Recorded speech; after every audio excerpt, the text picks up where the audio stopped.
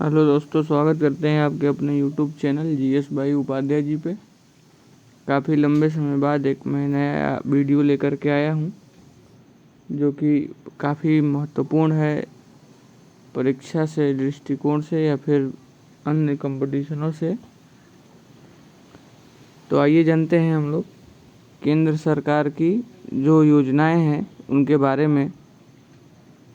ये कुछ योजनाएं केंद्र सरकार की ये चल रही हैं, इनके बारे में हम अनभिज्ञ रहते हैं, कुछ जान नहीं पाते हैं। तो आइए जानते हैं।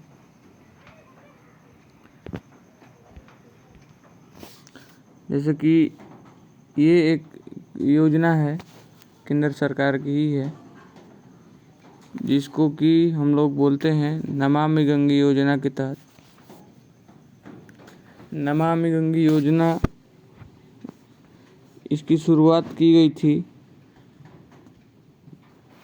इसकी शुरुआत नमामि गंगे मिशन योजना की शुरुआत 10 जुलाई 2014 से इसका शुभारंभ किया गया है जल संसाधन मंत्रालय द्वारा गंगा नदी के संरक्षण एवं शुद्धता हेतु।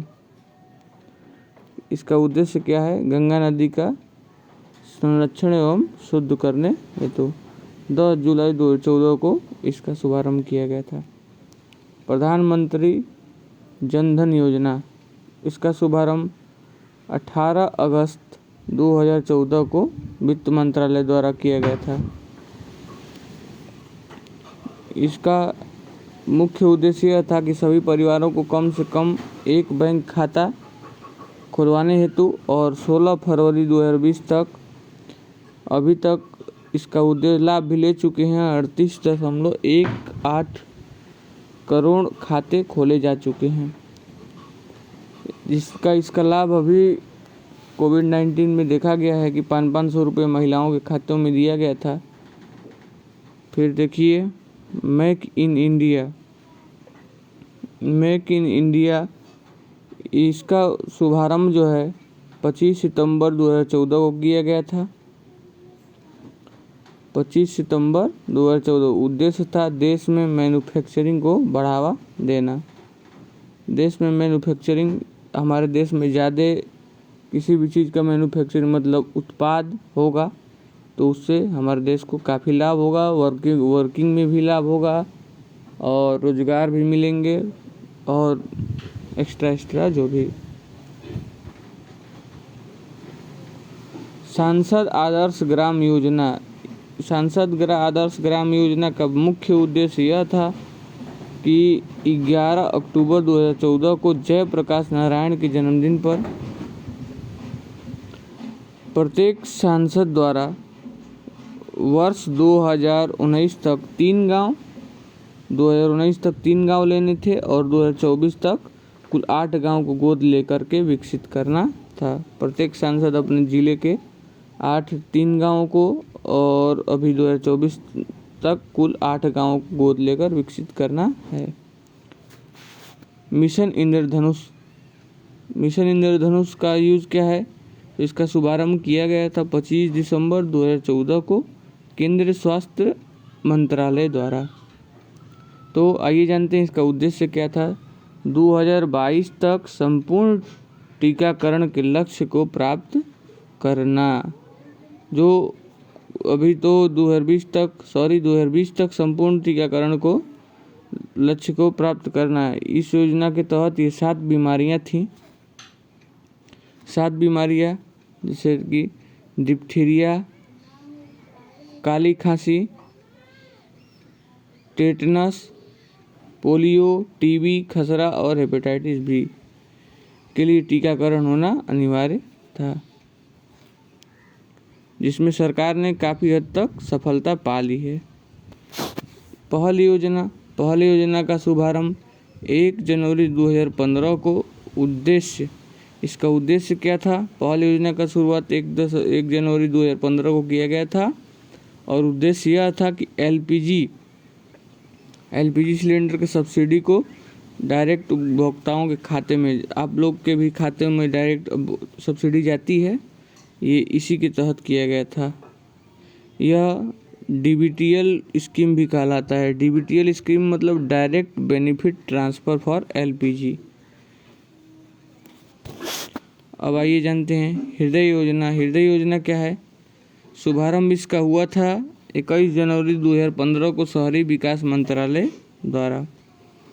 इसका शुभारंभ शहरी विकास मंत्रालय द्वारा फ्राइडे हेरिटेज, इसे हृदय का मतलब देखिए जानते हैं क्या होता है? हेरिटेज सिटी डेवलपमेंट एंड आर्गुमेनेशन योजना।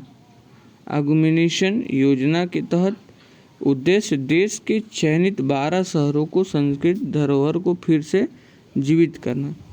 जैसे कि 12 शहरों को सांस्कृतिक धरोहर मतलब कि बनारस में बनारसी साड़ी को लेकर के, और भी कई सारे शहर हैं ऐसे जिनकी योजनाओं को किए रखा गया है। अब आइए जानते हैं बेटी बचाओ बेटी पढ़ाओ। बेटी बचाओ बेटी पढ़ाओ इसका योजना का शुभारंभ 22 जनवरी 2015 को महिला एवं बाल विकास मंत्रालय द्वारा किया गया था। इसका उद्देश्य लैंगिक समानता को बढ़ावा देना था। लैंगिक समानता मतलब पुरुष और स्त्री में विभेद न करना और उनके प्रति और शिक्षा के प्रति जागरूक होना।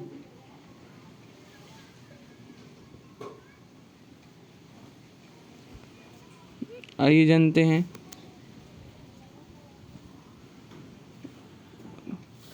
ये एक और योजना है मुद्रा, प्रधानमंत्री मुद्रा योजना। इसका शुभारंभ किया गया था 8 अप्रैल 2015 को। इसका शुभारंभ 8 अप्रैल 2015 को किया गया था। मुद्रा का मतलब क्या होता है? आइए जानते हैं। मुद्रा का मतलब होता है micro units development and finance agency. तो ये पूछ सकता है फुल फॉर्म मुद्रा का, तो आप लोग याद रखिएगा। उद्देश्य था सूक्ष्म उद्यमों को के क्षेत्र के विकास के लिए वित्तीय सहायता प्रदान करना। जो छोटे छोटे कारोबारी हैं उनके लिए कुछ सहायता प्रदान करना, और उसके अलावा ऋण देना शिशुओं को, किशोरों को और तरुणों को। और शिशु के तहत इसका योजना का स्कीम में था कि 50,000 रुपये शिशुओं को दिया जाएगा, किशोर के लिए 5 लाख और तरुण जो हैं उसके लिए 10 लाख रुपए का लोन देने का प्रावधान है। उजाला योजना 1 मई 2015। उजाला का मतलब Unnat Jyoti by affordable LEDs for all. तो इसका मतलब ये था कि बिजली की खपत को कम करने के लिए एलईडी बल्बों का कम से कम मूल्य पर वितरण। आपके शहरों में एलईडी कैंप लगा करके एलईडी बेचे गए थे उसी टाइम। फिर अटल पेंशन योजना शुभारंभ 9 मई 2015 को वित्तीय वर्ष के वित्त मंत्रालय के द्वारा किया गया था। इस योजना के अंतर्गत 18 से 40 वर्ष की आयु वर्ग का कोई भी व्यक्ति 18 से 40 वर्ष का कोई भी व्यक्ति अपने द्वारा बैंक में जमा किए गए रुपयों के आधार पर 1,000 से 5,000 तक का पेंशन प्राप्त कर सकता है। अमरूत योजना, अमरूत मतलब इसका योजना का शुभारंभ कब किया गया है? 25 जून 2015 को। अमरूत का मतलब होता है Atal mission for rejuvenation and urban transformation. इस योजना के अंतर्गत 100 स्मार्ट सिटी बनाने, 500 शहरों को आधारभूत सुविधाओं का विकास करने और 2022 तक शहरी इलाकों को में भी सभी के लिए घर बनाने की योजना शामिल की गई है। स्मार्ट सिटी मिशन शुभारंभ 25 जून 2015 को। 100 शहरों का चयन कर विकास करना सिंगापुर के सहयोग से। ये आवास योजना सभी लोग इससे परिचित हैं। शुभारंभ 25 जून 2015 को। 2022 तक 2 करोड़ नए घरों का निर्माण करना।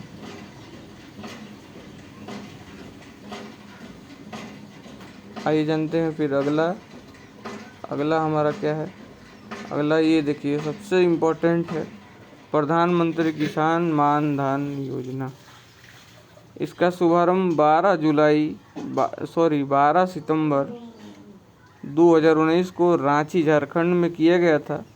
60 वर्ष की आयु होने पर न्यूनतम रुपया 3,000 रुपये प्रति माह पेंशन की योजना है। ये योजना के पात्र 18 से 40 वर्ष के किसान जिनके पास 2 हेक्टेयर से कम खेती की ज़मीन हो, यही उनके पात्र होंगे।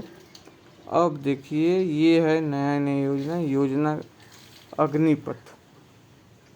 इसके बारे में बहुत चर्चाएं रही हैं, आइए जान लेते हैं। एग्जाम के दृष्टिकोण से बहुत ही इम्पोर्टेंट है ये योजना। की घोषणा 14 जून 2022 में किया गया था। ये योग्यता इसकी है, इस योजना में योग्यता रखी गई है कि 10वीं और 12वीं पास आयु के 17.5 से 23 वर्ष के छात्र इस योजना के तहत युवाओं को 4 साल के लिए तीनों सेनाओं में थल जल वायु में भर्ती किया जाएगा, जिन्हें अग्निवीर कहा जाएगा। तो फिर आइए जान लेते हैं कि इनके 4 साल पूरा होने पर अग्निवीरों को सेवानिधि पैकेज के तहत 11.71 लाख रुपए का भुगतान किया जाएगा और सेवा समाप्ति पर अग्निवीरों को CAPF एवं असम राइफल्स में 10% आरक्षण दिया जाएगा। साथ ही मेरिट के आधार पर 25% अग्निवीरों को चयन के स्थान रूप में भी रखा जाएगा। पहले वर्ष इसके तहत 46,000 कुछ ज़्यादा लग रहा है। फिलहाल देखते हैं सरकार की स्कीम क्या है, सरकार क्या करती है। तो ये इम्पोर्टेंट है, जान लीजिए कि CAPF एवं असम राइफल में ही 10% आरक्षण दिया जाएगा। और सेवानिधि पैकेज के तहत, किसके पैकेज के तहत? सेवानिधि पैकेज के तहत 11.71 लाख रुपए दिए जाएंगे। तो उम्मीद है कि आपको वीडियो काफ़ी हेल्पफुल रहेगी। मिलते हैं फिर अगले वीडियो में। जय हिंद।